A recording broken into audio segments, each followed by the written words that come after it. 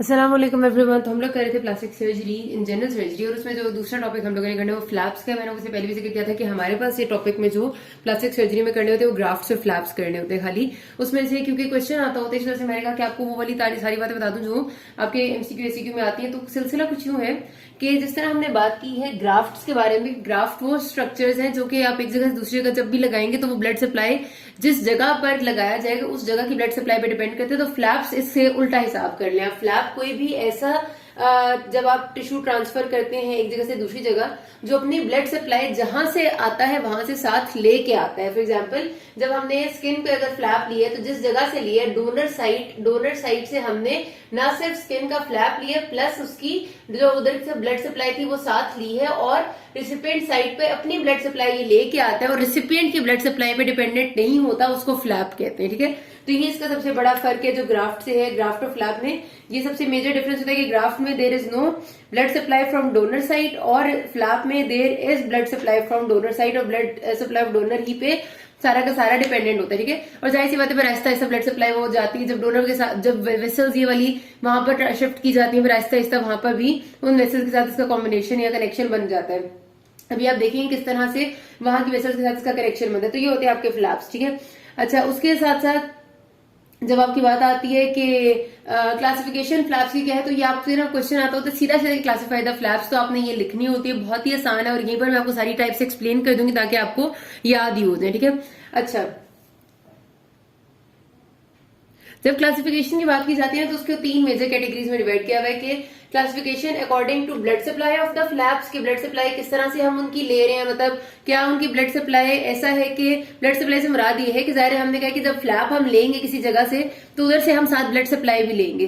तो blood supply हम किस तरह लेते हैं, मतलब क्या हम उसको किसी नियर बाय एरिया से साथ घसीट के आगे कर लेते हैं ब्लड सप्लाई के साथ, या फिर सपोज ये करते हैं कि मेरे पास एक बंदे का ऐसे हाथ था, ठीक है, और हाथ पे उसको इस जगह पर जो है वो जख्म आ गई, ये वाली जगह जहां पर ये मैंने इसको कवर करना है। अब एक तो तरीका मेरा ये ना कि मैं क्या करूं कि मैं यहाँ पर जो स्किन है बिल्कुल ठीक है, जो इसके आसपास सारी स्किन है, ठीक है, ये इतना सा जख्म है, ये जो साथ वाली स्किन है मैं इधर से इसको थोड़ा सा उखाड़ू और मैं उसको खींच के थोड़ा ऊपर लाऊं और इस जगह को कवर कर दूं।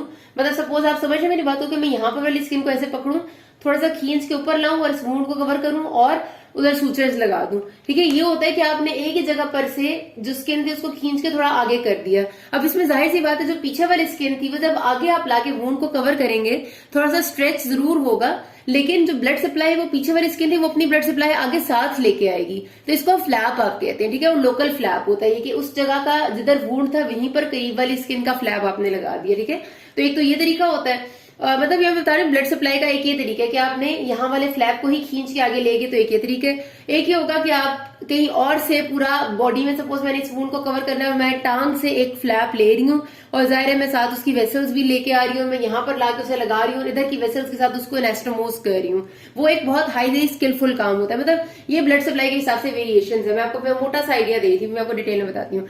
फिर अकॉर्डिंग टू द डिस्टेंट या अकॉर्डिंग टू लोकेशन जो फ्लैप्स की टाइप्स होती हैं, जिसमें भी मैंने आपको बता दिया लोकल फ्लैप्स का मतलब कोई भी वो फ्लैप जो जिधर जिधर मेरा जख्म है उसके बिल्कुल आसपास वाली स्किन को ही अगर मैंने खींचा तानी करके कवर कर दिया उस जख्म को तो उसको लोकल फ्लैप कहेंगे। और कोई भी अगर जिस जगह पर मेरा जख्म है, जिस जगह पर वुंड है, उसके अलावा कहीं भी और बॉडी के एरिया से मैंने अगर लाकर उस जगह को कवर किया तो उसको डिस्टेंट फ्लैप कहेंगे। ठीक है, तो ये आपकी सिंपल सी बात है। उसके बाद आ जाता है अकॉर्डिंग टू टिश्यू टाइप के कौन सी चीज है जिसका फ्लैप था, स्किन का था, मसल का था, या एक से ज्यादा चीजों का फ्लैप था। तो भी आप इसको भी देख लेते हैं। तो सबसे पहले अगर देखा जाए अकॉर्डिंग टू ब्लड सप्लाई जो फ्लैप्स बनते हैं तो कुछ इस तरह से होता है कि अभी मैंने जिस तरह आपका जिक्र भी कर दिया कि देखिए फ्लैप लेके आएगा अपनी ब्लड सप्लाई साथ, तो फ्लैप से ब्लड सप्लाई साथ लेके आएगा। वो एक तो ये तरीका होता है, कोई भी ऐसा काम, कोई भी ऐसा तरीका जिसमें जहां पर जख्म है उसके आसपास वाले एरिया से ही हम स्किन को खींच के ले आए और जख्म को कवर करते हैं। अब 3-4 तरीके से हम उसको खींच सकते हैं। वो क्या खींचने का तरीका है, उसको हम कहते हैं सारे को रैंडम पैटर्न फ्लैप्स। ठीक है, रैंडम पैटर्न फ्लैप्स होते हैं सारे लोकल फ्लैप्स। लोकल का मतलब है कि जिस जगह पर जख्म होता है उसके आसपास की स्किन को ही हम खींच के जख्म को कवर करते हैं, और उसमें 3-4 तरीके से हम कवर कर सकते हैं। जो सबसे पहला तरीका होता है वो सिंपली होता है एडवांसमेंट फ्लैप। इसमें आपने याद रखना है, ठीक है, आर्ट से ARTZ। अभी बारी में बताती हूँ। ए से स्टैंड फॉर एडवांसमेंट। एडवांसमेंट का मतलब यही है कि यहाँ पर अगर जख्म है उससे पीछे वाली स्किन को सीधा खींच के मैंने ऊपर लाई और जख्म को कवर कर दिया। ये तभी हो सकता है जब स्किन इतनी लूज हो के वो ऊपर आ सके। ठीक है, तो इसको एडवांसमेंट कहते हैं। और ज्यादा ब्लड सप्लाई पिछली स्किन की आगे आ गई। R stand for rotational flap का मतलब ये है कि सपोज मेरा जख्म कुछ इस तरह से था कि यूं करके इधर एक जख्म था और मैंने उसको एक ऐसे डी शेप्ड इंसिजन दिया फिर अपनी सारी स्किन में, और मतलब ये तो सीधा था ना कि सीधा खींच के ले, उसमें मैंने इस स्किन को थोड़ा सा रोटेट करके लाके जख्म को कवर किया, लेकिन यही था कि जख्म यूं है सपोज, और मैंने साथ वाली स्किन को यूं रोटेट करके उसे थोड़ा सा खींच के कवर कर दिया। तो करना खींच के कवर, ये सिर्फ रोटेट करके करना है, तो वो रोटेशनल फ्लैप हो जाएगा। ठीक है, इसमें भी कोई मुश्किल नहीं है। फिर एक होता है transposition flap, T stands for transposition. Transposition का मतलब ये कि ये आईलिड के नीचे, देखो इसकी एग्जाम्पल बड़ी अच्छी बुक में आपकी दी हुई है, ये आंख है और आंख के नीचे यहाँ पर सपोज इतना बड़ा जख्म है। अब यहाँ पर की स्किन को अगर आप सिंपली खींच के बंद करेंगे ना तो आईलिड के नीचे स्ट्रेच आ जाएगा और आंख बंद होने में बड़ा मसला हो जाएगा। तो इसमें आप जो फ्लैप देते हैं वो ट्रांसपोजिशन होता है। उसमें आप क्या करते हैं कि आप यहाँ पर से एक स्किन को इंसाइज करते हैं, मतलब यहाँ वाली स्किन को खुद से इंसाइज करते हैं, उसको उखाड़ते हैं और उसको खींच के लाकर इसके ऊपर रख के पूरा कवर कर देते हैं ताकि इस स्किन में कोई सख्ती या कोई खिंचाव ना आए। समझ रहे हैं मेरी बात को? बुक में बड़ी अच्छी तस्वीर बनी हुई है। यहाँ जख्म है, इधर की स्किन को आपने खुद इंसाइज किया, उठाया फ्लैप को और इधर लाके इसको कवर कर दिया। ये तो अब कवर हो गया, लेकिन यहाँ पर डिफेक्ट रह गया। यहाँ वाले डिफेक्ट को अब आप ऐसे बंद करके, मतलब सिंपल एक ऐसे बंद करके और सूचर लगा के क्लोज कर दे, क्योंकि ये आईलिड से दूर है, ये कोई मसला नहीं करेगा। लेकिन यहाँ वाला डिफेक्ट अगर आप ऐसे ही क्लोज करते तो आईलिड को प्रॉब्लम होती। तो इसका तरह का फ्लैप जिसमें आपने एक जगह से दूसरी जगह उठाकर यूं रखा है उसको ट्रांसपोजिशन फ्लैप कहते हैं। और आखिर में जी प्लास्टी, जी प्लास्टी भी आपके दो ट्रायंगुलर फ्लैप्स बना के अगर इस तरह जी पोजिशन बन जाती है ना, जब ये देखिए जी ऐसे है, इसमें एक ही ट्रायंगल है, एक ही ट्रायंगल है, दो ट्रायंगुलर फ्लैप्स में अगर ट्रांसपोजिशन होती है यहाँ से यहाँ पर तो उसको जी प्लास्टी कहते हैं। ठीक है, ये हो जाते हैं आपके सारे random pattern flaps. Random pattern flaps जितने भी हैं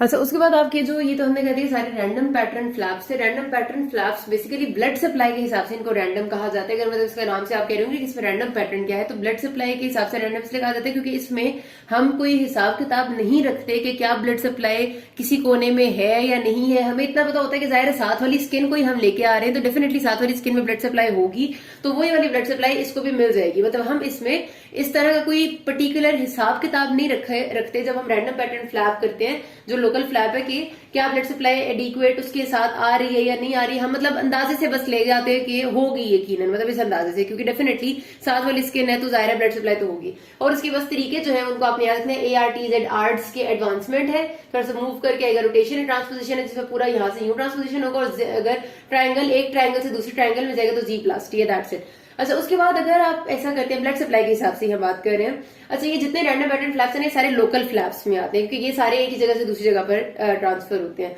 अब एक्सियल पैटर्न फ्लैप में ये होता है कि अगर आपने जो फ्लैप लिया है उसमें कोई एक मेजर जो सबक्यूटेनियस आर्टरी है वो शामिल की है, आपने खुद देख के सोच समझ के, तो उसको एक्सियल पैटर्न फ्लैप कहते हैं। फॉर एग्जांपल आपको पता है बहुत सारी सबक्यूटेनियस वेसल्स होती हैं, उसमें मोस्ट इंपोर्टेंट जो एक्सियल पैटर्न फ्लैप है इसमें आता है ग्रोइन फ्लैप। ग्रोइन फ्लैप आप लेते हैं ग्रोइन एरिया से और इसमें आप लेते हैं आपकी जो एक सबक्यूटेनियस वेसल है सुपरफिशियल सर्कमफ्लेक्स आइलिक आर्टरी। ठीक है, नाम याद रखना आपने, circumflex iliac artery.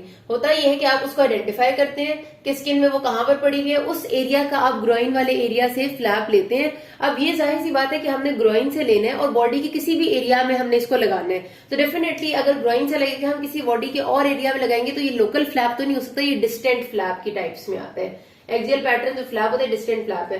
Axial pattern इसको हम क्यों कहें, एक्सिस का मतलब होता है कि किसी एक जगह पर कोई एक एक्सिस प्रेजेंट है, तो इसमें वेसल किसी ना किसी एक जगह पर प्रोमिनेंट सबक्यूटेनियस वेसल साथ प्रेजेंट होती है जिसके साथ हम वे फ्लैप लगाते हैं।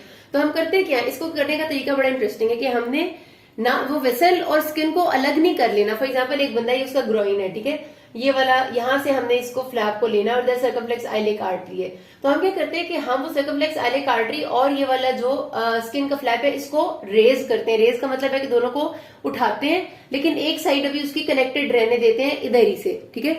उसके बाद सपोज करते हैं कि हमने इसको किसी जगह पर हाथ पे या बाजू पे लगाना है, तो हम क्या करते हैं कि पेशेंट का हाथ इधर लेके आते हैं और इस फ्लैप को उसके हाथ के साथ लगा देते हैं और दूसरी तरफ से ये फ्लैप या इसके इधर ग्रोइन के साथ भी कनेक्टेड रहता है, ठीक है। इसकी पिक्चर्स आप देख लीजिएगा, बुक में बड़ी अच्छी बनी हुई है कि आपने सिंपली ये किया कि ग्रोइन वाले रीजन में से स्किन को रेज किया इस तरह से कि अगर ये मेरी सारी स्किन थी तो एक साइड से उसे कनेक्टेड रहने दिया और बाकी सारी जगह से आपने स्किन ऐसे उखाड़ ली जो आपने दूसरी किसी जगह लगानी है।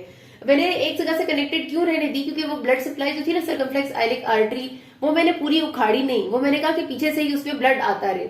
उसके बाद मैंने इस फ्लैप को अगर पेशेंट के हाथ पे लगाना था तो मैंने उसका हाथ तो इधर आ सकता है ना, तो मैंने उसके हाथ पे लगा दिया और हाथ इस जगह पर ही कुछ अरसे के लिए 3-4 हफ्ते के लिए उसका हाथ इधर रहेगा, ठीक है।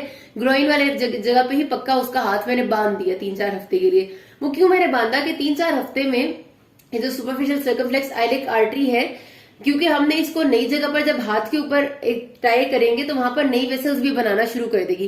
3-4 हफ्ते में नई वेसल्स इनफ बन चुकी होंगी कि वो अब आपकी इंडिपेंडेंट वेस्कुलर सप्लाई उसकी काफी हो चुकी होगी। फिर हम इसको इधर से बिल्कुल अलग कर देंगे, ये पूरा फ्लैप फिर इधर से उखड़ जाएगा और इस जगह पर हम वुंड को क्लोज कर देंगे सूचर से, ठीक है। इस तरह हमें फायदा ये होता है कि आपको पता है कि देखिए, अगर मैंने एक जगह से वेसल पूरी अलग करके उखाड़ लिया लॉन्ग विद द स्किन और मैंने उसे दूसरी जगह पर लगाना है, तो मुझे क्या करना पड़ेगा, वेस्कुलर एनास्टोमोसिस करना पड़ेगा। कि मेरा अगर यहाँ पर हाथ है सपोज और मैंने हाथ के ऊपर यहाँ पर एक फ्लैप लगाना है और मैं एक जो फ्लैप ला रही हूँ उसमें वेसल्स पड़ी हुई है, तो मुझे उन वेसल्स को हाथ की पड़ी हुई पहले की वेसल्स के साथ एनास्टोमोस करना पड़ेगा। और वेस्कुलर एनास्टोमोसिस करना कोई मजाक का काम नहीं होता, हर कोई नहीं कर सकता। उसके लिए आपको फिर वेस्कुलर सर्जन चाहिए जो एक एक वेसल को एनास्टोमोस करें। तो अगर मैं उस चीज को स्किप करना चाहती हूँ और मेरे पास कोई वेस्कुलर सर्जन अवेलेबल नहीं है, तो ये काम बड़ा अच्छा होता है एक्सियल पैटर्न फ्लैप वाला। कि ग्रोइन वाला फ्लैप आप रेज करते हैं और उसको एक जगह से ग्रोइन से कनेक्टेड रहने देते हैं, दूसरी तरफ आप उसको उस जगह लगा देते हैं जहां पर आपने लगाना है, और जहां पर आपने लगाना था सपोज वो हाथ या बाजू है, तो वो आपका ग्रोइन के साथ ही 2-3 या 4 हफ्ते के लिए रहेगा जब तक उसकी नई अपनी वेस्कुलर सप्लाई स्टेब्लिश नहीं हो जाती, और उसके बाद आप उसको अलग कर दें। लेकिन अब जाहिर सी बात है ये थोड़ा सी लिमिटेशन है इसकी कि अगर आपने फेस पे लगाना है तो आप ऐसा नहीं कर सकते, क्योंकि आप पेशेंट के मुंह को उसके ग्रोइन के साथ तो नहीं लगा सकते ना, मतलब दिस इज नॉट पॉसिबल। जाहिर है, होपफुली आप मेरी बात समझ रहे होंगे। आई एम सॉरी, थोड़ा सा पिक्चर्स नहीं है तो इसलिए जरा मुश्किल हो रही है समझाने में, लेकिन अगर पिक्चर देखेंगे तो आपके लिए बहुत आसान हो जाएगा। तो ये हो गया एक्सियल पैटर्न फ्लैप। उसके बाद आखिरी जो तरीका होता है फ्री फ्लैप वाला। फ्री फ्लैप वही है जो मैं बार बार बोल रही हूँ कि आपने एक जगह से पूरा फ्लैप अलग कर लिया along with the blood supply, मतलब वेसल्स के साथ आपने उसे अलग कर लिया और किसी दूसरी जगह पर आपने उसे लगाया जहां की वेसल्स के साथ आपने फ्लैप की वेसल्स को एनास्टोमोस किया वेस्कुलर सर्जन के थ्रू, ठीक है। तो जाहिर है ये वाला फ्लैप भी डिस्टेंट फ्लैप्स की टाइप में आता है और इसके लिए हाई स्किल चाहिए होता है, वेस्कुलर सर्जरी चाहिए होती है, अच्छा एनास्टोमोसिस चाहिए होता है, लेकिन इसका रिजल्ट्स काफी अच्छे आते हैं। गुड वुंड हीलिंग होती है और एक बड़ी अच्छी तरीके से, मतलब बहुत अच्छा सा इसमें स्किन कवरिंग हो जाती है, लेकिन डेफिनेटली ये हाईली स्किलफुल काम होता है फ्री फ्लैप। अच्छा जी, तो अगर हम देखें तो ये अकॉर्डिंग टू ब्लड सप्लाई वाले पूरे हो गए। अब अकॉर्डिंग टू जो लोकेशन है वो तो मैंने आपको बताया नहीं। लोकल फ्लैप्स में आ जाते हैं रैंडम पैटर्न फ्लैप्स की सारी टाइप्स, यानी जो साथ से ही हो रही होती हैं, और डिस्टेंट फ्लैप्स में आके axial pattern and free flaps दोनों आ जाते हैं जो कहीं और से कहीं और पर लगाया जाता है, ठीक हो गया। फिर अकॉर्डिंग टू टिश्यू टाइप के हिसाब से ये तो नाम ही बता रहे खुद से, स्किन फ्लैप का मतलब है कि जिसमें हमने सिर्फ स्किन को लिया है और एक से दूसरी जगह लगाया। जितनी अभी तक हम बात करें वो सारे स्किन फ्लैप्स की बात कर रहे हैं, क्योंकि हमने प्लास्टिक सर्जरी की बात करें। मसल फ्लैप्स जिसमें आपका अंदर से कोई मसल भी डैमेज होता है तो आप सिर्फ मसल का फ्लैप लेते हैं और मसल को जोड़ते हैं और ऊपर स्किन ठीक होती है, मतलब वो वाली अपनी वाली स्किन ही होती है। और कॉम्पोजिट वो होता है जिसमें एक से ज्यादा चीजें, फॉर एग्जाम्पल स्किन और मसल या स्किन प्लस कार्टिलेज दोनों चीजों का जब आप फ्लैप लेते हैं तो वो कॉम्पोजिट्स होते हैं। तो बस इतनी सी बात आपने याद रखनी, यहाँ तक किसी कोई मसला है कि ना। Thank you.